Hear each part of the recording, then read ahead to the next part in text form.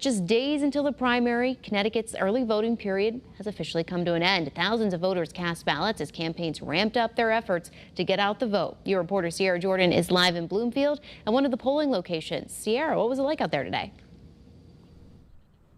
Hi, Cassidy. Well, the early voting polls just closed not too long ago, wrapping up a week of early voting across the state. And as the numbers continue to come in, it shows that Democrats have been driving much of this turnout. Now, by Saturday, nearly 40,000 Democrats have already cast early ballots across the state compared to just over 3,800 Republicans. And on Friday alone, more than 7,500 people cast early voting ballots. Absentee ballots are also continuing to come in with more than 11,000 Democratic ballots and about 740 Republican ballots returned so far.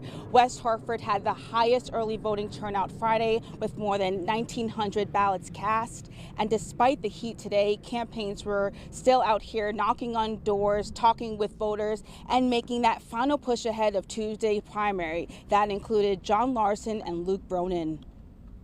I'm thoroughly enthusiastic and heartened by the outpouring of people that are coming out, and especially in August. It's always difficult when you have a primary like this, but it's especially heartening to see the people that understand and care how much is on the line for working families.